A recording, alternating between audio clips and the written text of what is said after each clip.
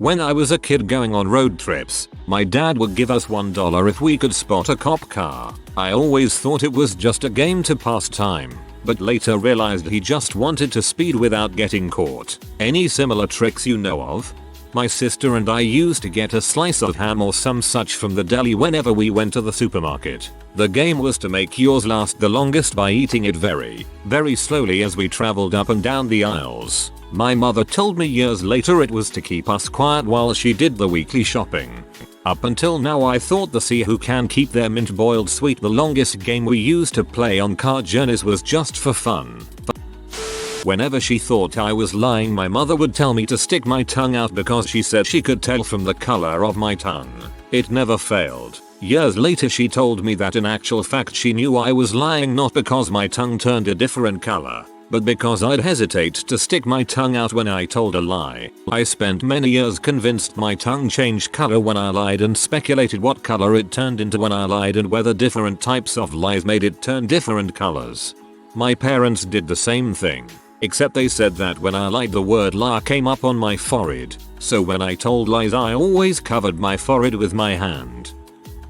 My dad would come home from work every day and ask us what learned that day. If it was something he deemed valuable, he'd give us $1. So of course we thought we were putting one over on my dad when we'd pore through the Encyclopedia Britannica, the old man's version of the internet, looking for something interesting so we could earn our $1. Truly though, dad had tricked us into learning, dang him.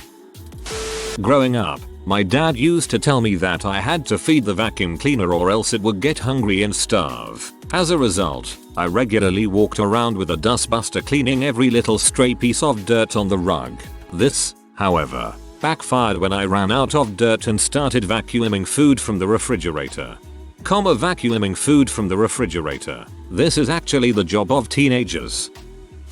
My dad would offer up a game on road trips called No Talk. The one who spoke the least would get $5. There was also a version for not using the bathroom, but after my brother crap his pants on the way to Italy that game was forbidden. Literally backfired. During winter time, my parents would always encourage us to build snow forts and caves, so long as they were right next to the driveway or sidewalk. They claimed it was much safer in case one of our snow caves collapsed. In order to get the snow piles high enough in to make good forts and caves, we always made sure that we shoveled all of the snow on the driveway and sidewalk into the yard so that we could build the snow as high as possible. My parents even made a rule so that we couldn't take snow from other parts of the lawn, because it was bad for the grass. Turns out they just wanted us to shovel the sidewalks and driveway for free. Currently imagining them peeking out from behind the curtains the first time. It's working. My older brother used to bet me he could take a bigger bite than me out of my hamburger, and when I tried to take a big bite he'd shake his head and then show me how to take a bigger bite. I really thought I'd beat him one day. He really just wanted a bite of my burger.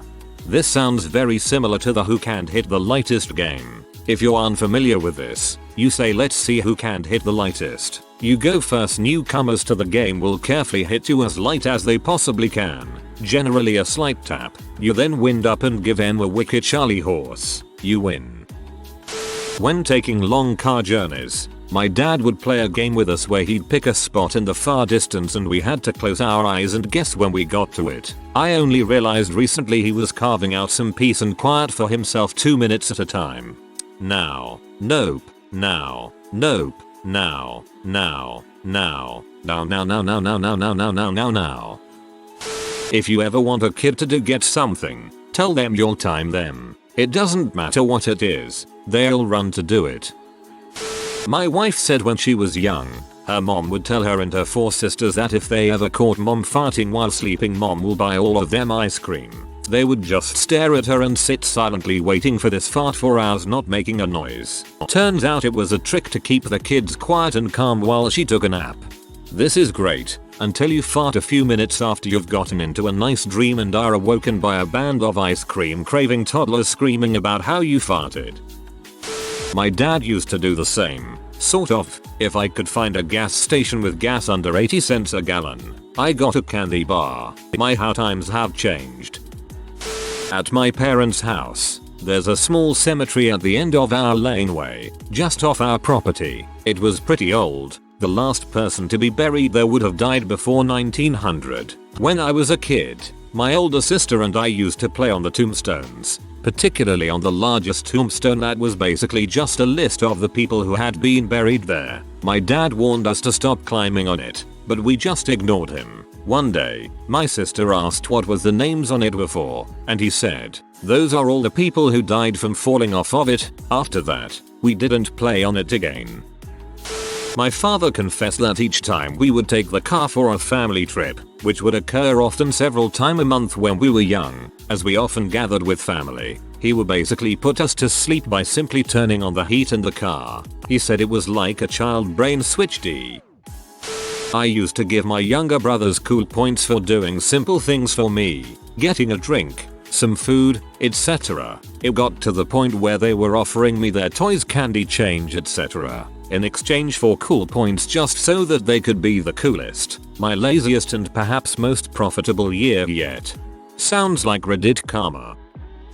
I was riding on a light rail train one day and there was this little kid, maybe 5 years old, jumping around, making all kinds of noise, and annoying the other passengers. His mother was trying to get him to quiet down, without causing any more of a scene, while looking very embarrassed. After about 10 minutes of it, I leaned over and said, "Hey Bobby," not his name, but I did hear his mother use his name. "Do you know what happens to little boys that don't listen to their mommies?" He shook his head no. So I said, "The police come over and stick a nail in their tongue." He said no and shook his head again in disbelief. That's when I said, "It's true. See," and stuck my tongue out, showing him my tongue piercing. He was quiet for the rest of the train ride. I've used that same trick on other kids and it's worked every time. You're like some sort of traveling monk for tired moms. My sister would give me $5 to buy a pizza from Pizza Hut knowing it wasn't enough. 5-year-old me would usually walk in, slam the money on the table and ask for the regular. The owner thought it was cute and would give it to me. That's adorable and genius. Growing up, my mom and I had a game to see who could find the cheapest version of whatever was on the grocery list. If I won, I got a balloon. Later, I realized the balloons were free and she was just a single mom trying to get by without me knowing we were poorer than frick all. Not a game, but similar. When I was about 11 years old, my mom told me we were going to go on a big all-summer camping adventure. She only revealed later that we were essentially homeless and had to camp all summer to afford rent enough to keep me in the same district the next year. That was one of my favorite summers. We always played horse when we were driving. Whoever sees a horse and calls it out first get a quarter. That quarter then gets passed around to whomever spots the next horse etc until the end of the trip, then whomever has the quarter gets to keep it. Kept us fairly quiet because we were so busy looking out the window. Plus we were so excited about the idea of a quarter we didn't ask, "Are we there yet?" I was told as a kid that the seeds inside the bell pepper were poisonous. Way too many years later I realized they just said that so I would do a better job cutting them down. Till the seeds inside bell peppers are not poisonous. When my parents first tried instituting allowance, instead of giving it to me and my brothers when the week was up, they would tally it in the bank and we could keep track of how much we had. If we ever wanted to buy something, we could ask for money out of the bank. I was a really frugal kid, still am, and so I never took money out, thinking I'd save it all until I found something super expensive that I wanted. I had over $200 in there. Eventually, my parents just stopped updating the sheet, but I figured it would be easy enough to figure out how much was in there, until the whole thing just vanished. My parents conveniently forgot about the whole system to this day. TLDR, my childhood allowance bank dissolved on me, saving my parents hundreds. Similarly, my dad taught me to count the legs of the road signs we were approaching on the motorway and alert him if it had more than two. Too many legs meant there was potentially a speed camera hiding behind it, and he'd slow down. When we stayed in a hotel on vacation and had to share a room, my mom would offer a quarter or dollar to whoever fell asleep first between me and my brother. I would pretend to be asleep so when she came back it would look like I'd won, which led to me actually falling asleep quickly by accident. This thread has helped me figure out why only children are so much trouble. You can't pit an only child against itself. A friend of mine was tricked into massaging his father's feet when he was young in something called the sneaky fairy game. He would have to try and sneak up on his father and massage his feet without him noticing. My friend realized he had been tricked embarrassingly late. It was you, wasn't it? My friend's mom have me this trick. Take a can of your choice air freshener or just a bottle with water and fragrance and tape a picture to the can that displays a monster in a circle with a line through it and label it monster spray. Then when the little ones complain of monsters in their bed or closet, you pull a Mission Impossible move around the room and destroy those monsters, while still making your house smell nice. Similarly, though this isn't a trick, my parents stuck poison Mr. Yuck labels on all the cleaning supplies. My brother and I knew that anything with a poison Mr. Yuck sticker on it would kill us if we drank it. My brother and I would race to the fridge to get my dad a beer, and whoever did it the fastest got the first sip. It tasted terrible, but it didn't matter. You still wanted that sip. So many things I see wrong with this now. I can spare a sip. I've got 2 beers coming.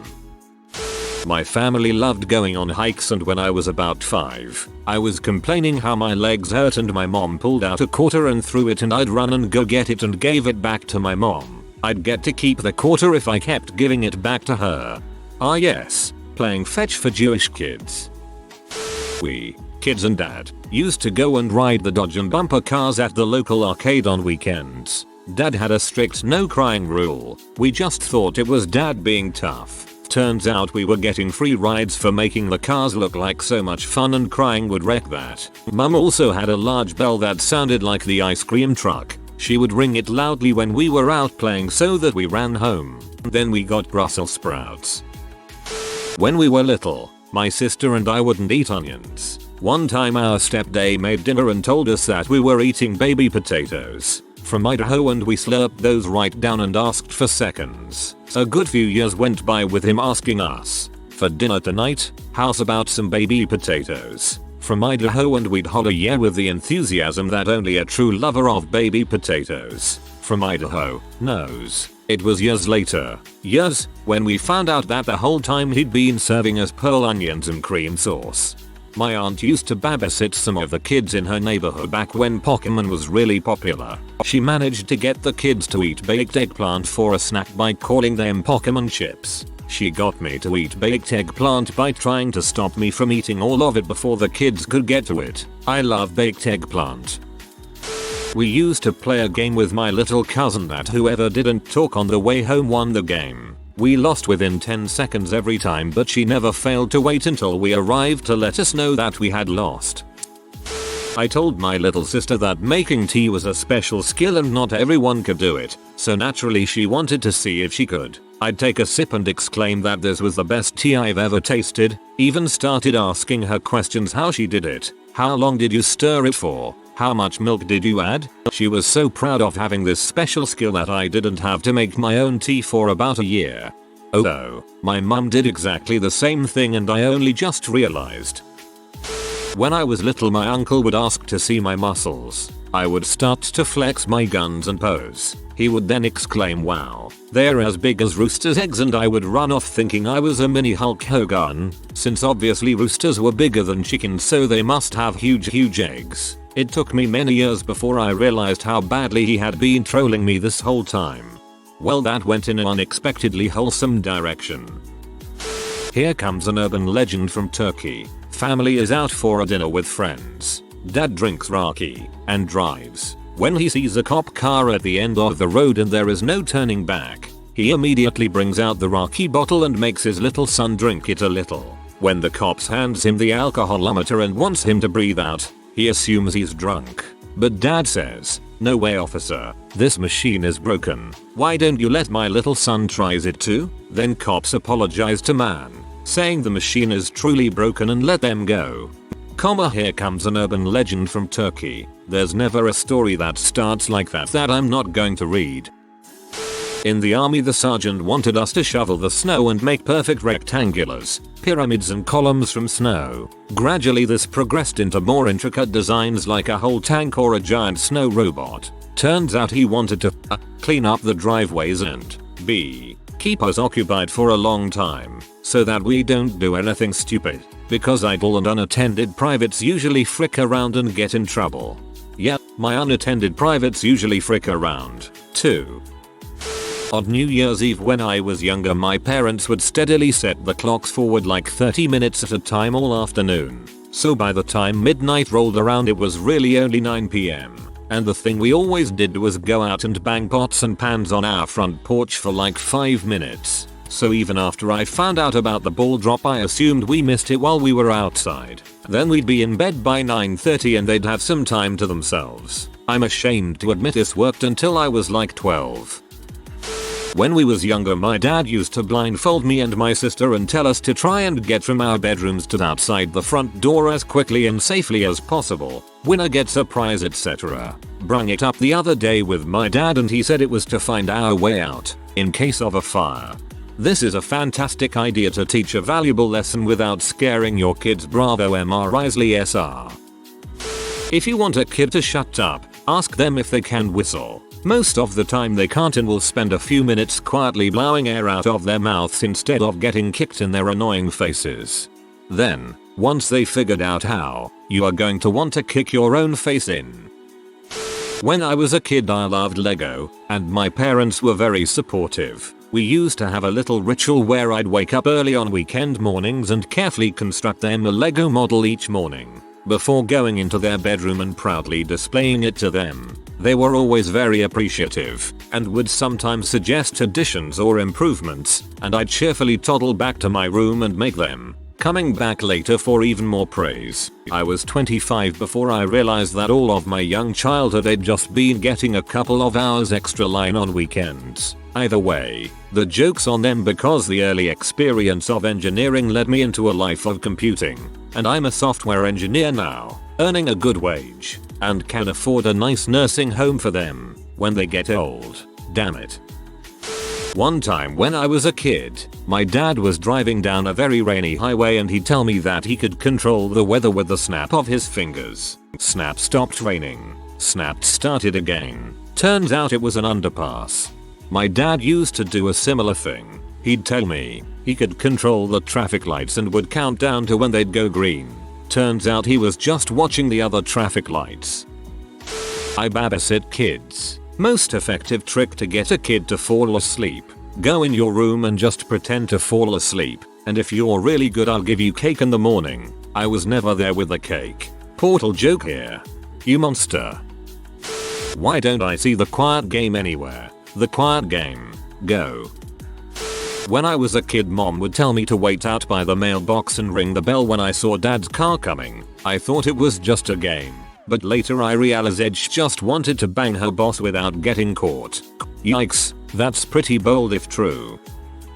I've got two that I do with my kids. First, the 5-year-old used to love yelling for fun. I told him it was impressive, but if he really wanted to be good, he'd have to master the silent scream. Yes, I like Slayer. So he would mock yell with intensity. I would react like he was hurting my ears. Second, my boys had been pushing the boundaries of swearing. They would say I know what the F word is, dad, whisper frick. I would explain how that wasn't appropriate, etc. Then I would say at least you're not saying the X word. Never say the X word. They're still maddeningly curious as to what the mysterious X word is. I refuse to tell them. It must never be uttered. When I am shopping with kids I tell them the buggy won't go unless they are holding onto the side of it, and if they aren't good the cashier has to take their treat when we check out. ETA. It's less the cashier said you were bad so you can't have your Hot Wheels car and more, we don't need this. Kids are smart. They know the cashier wasn't following through the store watching behavior. For my parents, it was the car can't start unless your seatbelt is buckled. When I got a little older, 5 or 6 maybe, I asked how having the seatbelt buckled makes a difference. They told me that the holder used the metal at the end of the belt to complete the circuit from the car battery. Given my knowledge of cars at the time, this answer was acceptable to me. My babysitter used to tell me that the car wouldn't start unless you put your seatbelt on. So when I was in the car without my sisters I used to do up the seatbelts of where they usually sat, because otherwise we could go anywhere, right?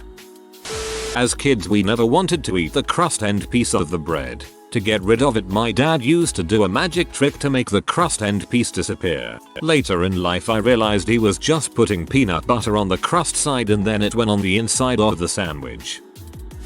My dad was really frugal and it pissed him off when we left lights on. He would time me to see how long it would take to turn off all the lights in the house. It took a really long time to realize how much the game sucked and that he wasn't really interested in logging actual times when I got back. Dad, you're not writing it down. How will you know if I've done better or not? Dad. If you are new to the channel, you can subscribe. I publish new videos every day. Until then, check another video.